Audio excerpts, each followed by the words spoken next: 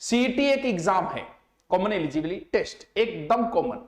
CET जो है वो 2 एग्जाम होंगे साल में। 2 कौन कौन से?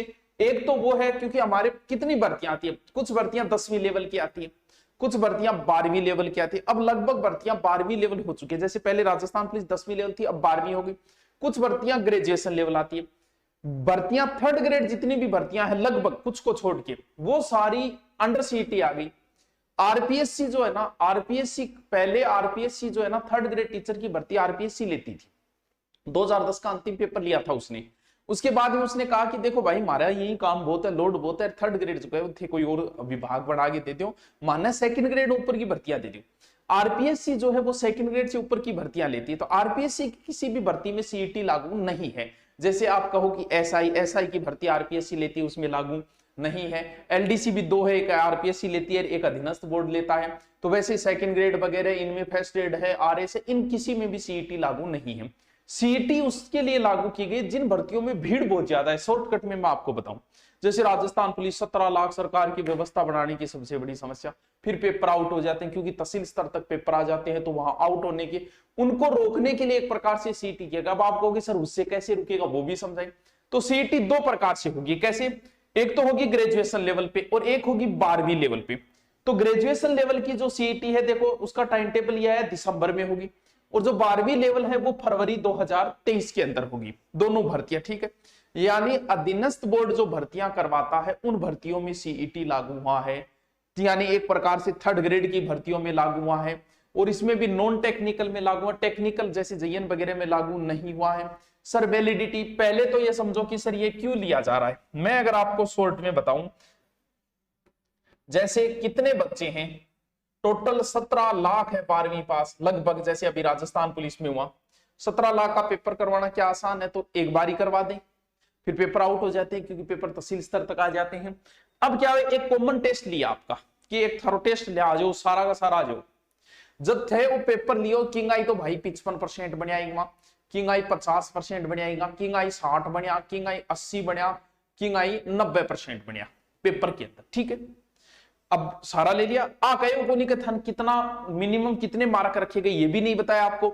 जैसे आपको बताया गया कि रीट में जो 60% लेके आएगा वो एलिजिबल होगा रीट मैन के लिए, लेकिन यहां हो सकता है आपको ऐसा कुछ न बताया जाए, हो सकता है बताया भी जाए, क्योंकि मैं हरियाणा के आधार पे आपको बताऊंगा कि हरियाणा में क्या चलता है और राजस्थान में क्या हो सकता है, क्या सिलेबस हो सकता है। देखो अब ये टेस्ट दे दिया, अब जैसे राजस्थान पुलिस की भर्ती सीईटी के अंदर आएगी।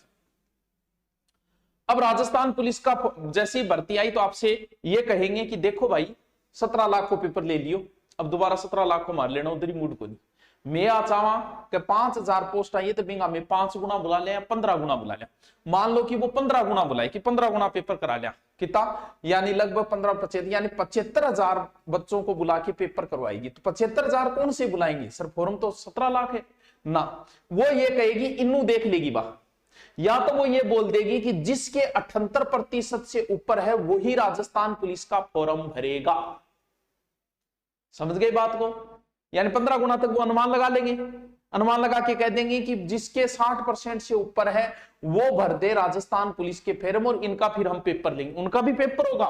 ये नहीं है कि इसके आधार पे। अब आप कहोगे कि सर इसमें नंबर ज्यादा लाना जरूरी है क्या? बिल्कुल जरूरी है। क्यों? क्योंकि इनमें वरीयता के आधार पे तो होगा।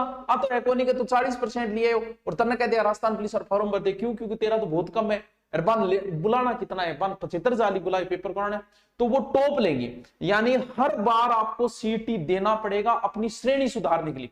जैसे रीट वाले को नहीं देना है, जैसे रीट वाले का 60% हो गया, ये 1 साल के लिए माने, जबकि रीट वाला 3 साल 7 साल करते, 1 साल में जितनी भी भर्तियां आएगी उन सब में फिर अगली साल फिर देना पड़ेगा। तो श्रेणी सुधार है एक प्रकार, यानी तेरे टॉप लाना जरूरी है, इसलिए हर बार तुम्हें देना पड़ेगा सीईटी। टॉप आएगा, टॉप में आएगा, टॉप वालों को बुलाएंगे वो। समझ गए बात को? यानी ऊपर से बुला लेंगे कि ऊपर वाले 75,000 को बुला लिया, या फिर वो निश्चित कर देंगे 60% ऊपर वाले आ जाओ, 50 से ऊपर वाले आ जाओ, 40 से ऊपर आ जाओ, यानी उनको टॉप लेके उन टॉप का फिर पेपर करवा के फिर मेरिट, यानी बार बार। इससे क्या हुआ कि 2 पेपर जहां हो जाते हैं बच्चों, वहां आउट होने की संभावनाएं कम हो जाती है। जैसे ग्राम सेवक का पेपर आउट नहीं हुआ, क्यों नहीं हुआ? क्योंकि 2 पेपर है, टापर पहलो खरीद ले, मान लो रिपड़ा दे जुगाड़ बिठा ले, सोचा दूसरों मिले नहीं, अब रीट का आउट नहीं होगा। क्यों नहीं होगा? क्योंकि पहला पेपर तो कॉमन हो गया, उसके लिए पैसे कोई देगा नहीं।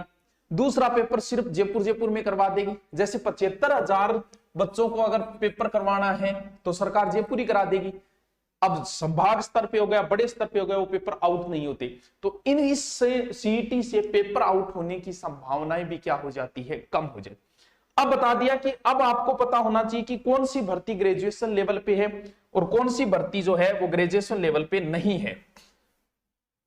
यानी कुछ भर्तियां 12वीं लेवल पे है, कुछ ग्रेजुएशन लेवल पे है। सर दोनों बिल्कुल दोनों अलग अलग आपको पेपर देना पड़ेगा। आप दोनों दे सकते हो, अगर ग्रेजुएशन है तो फिर आपको दोनों देना पड़ेगा, ग्रेजुएशन वाला अलग से देना पड़ेगा। जैसे ग्रेजुएशन है होमगार्ड, होमगार्ड की भर्ती जो है वो ग्रेजुएशन लेवल पे दी गई है। पटवारी ग्रेजुएशन लेवल है, कनिष्ठ ग्रेजुएशन लेवल है, महिला पर्यवेक्षक ग्रेजुएशन लेवल पे है, उप जेलर और छात्रावास अधीक्षक। छात्रावास अधीक्षक में भी दो है, 3rd ग्रेड और 2nd ग्रेड। 2nd ग्रेड वाली ग्रेजुएशन लेवल पे आ गई, या लगभग आप यही पेपर दे रहे हो। फिर 12वीं लेवल की बात करूं, वनपाल। सर ये जो वनपाल है इसमें लागू है क्या? नहीं, नियम जब भी बनता है तो उससे पहले वालों पे कभी नहीं लगता। जैसे आज गाड़ी गलौज के लिए कोई नया नियम लगे तो आज से कल जिसने गाड़ी दी थी उस पर वो नियम लागू नहीं होगा, उसको पहले वाली गाड़ी के अधीन मिलेगी सजा। तो वही बात है, तो वनपाल आ चुकी है तो इसमें सीईटी का नहीं लागू है। आगे अगर वनपाल आएगी उसमें लागू होगा। जैसे वनपाल 12वीं लेवल, मान लो आप वनपाल की तैयारी करो, छात्रावास अधीक्षक लिपि ग्रेड 2nd, जमादार ग्रेड 2nd है, कांस्टेबल है, ये 12वीं लेवल की भर्तियां है। मान लो कि आप कांस्टेबल लगना चाहते हो, अगला अभी आगे भर्ती आएगी तो आपको सीईटी देना पड़ेगा। सीईटी देखिए आप कांस्टेबल में बैठोगे, फिर 17 लाख को सरकार नहीं बुलाएगी, सरकार का माथापची बंद, और सरकार सिर्फ बुला के एक जगह जयपुर बड़े बड़े संभागों में पेपर करवा दी, पेपर आउट नहीं होंगे, ईमानदारी से पेपर होने शुरू हो जाएंगे। अब बात करें हम कि सर सिलेबस क्या रहता है। देखो बच्चों, अभी तक कुछ डिसाइड नहीं, लेकिन आपको एक बात पहले ही बताई कि ये तो आपका कॉमन टेस्ट है। कॉमन टेस्ट का मतलब ये कि आपसे सब कुछ पूछेंगे। सब कुछ का मतलब इस सीईटी में आपके हिंदी आएगी, इस सीईटी में आपके इंग्लिश आएगी, इसमें आपकी मैथ आएगी, इसके अंदर आपकी साइंस आएगी, इसके अंदर आपका जीके आएगा, क्योंकि आपसे कॉमन टेस्ट लिया जा रहा है, आपकी ऑल ओवर जानकारी ली जा रही है कि आपको कुछ कितना कुछ आता है।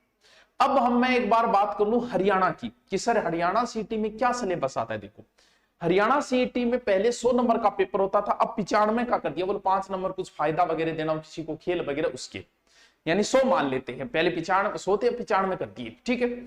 उसमें बताए गए हिंदी भी आती है, रीजनिंग भी आता है, और उसके अंदर कंप्यूटर तक भी आता है। 7-8 क्वेश्चन कंप्यूटर के भी आते हैं, 7 से 8 क्वेश्चन हिंदी के, फिर रीजनिंग के भी आते हैं, और जीके, हरियाणा जीके स्पेशल आता है 100 में से 25 नंबर का लगभग। इसका मतलब राजस्थान जीके हमारे यहाँ सीईटी के अंदर भी स्पेशल आएगा, तो राजस्थान जीके भी इसके अंदर, साइंस भी आई है। फिर हरियाणा के अंदर तो बताया कि टॉप वालों को ले लिया था, दूसरा पेपर नहीं लेके टॉप वालों को बुला लिया था, कुछ को पेपर करवा रहे अलग अलग। हमारे यहाँ यही मानो कि दोबारा पेपर लेगी, हो सकता है टॉप वालों को भी दे दे ज्वाइनिंग, लेकिन मान के चलो कि दोबारा पेपर भी ले सकती है टॉप वालों को। जैसे 5000 पद आए तो वो 50,000 का पेपर करवा के उनमें से 5,000 को नौकरी लगा देगी, ताकि सरकार की अव्यवस्था न हो, 50,000 का आराम से व्यवस्था कर ले। समझे?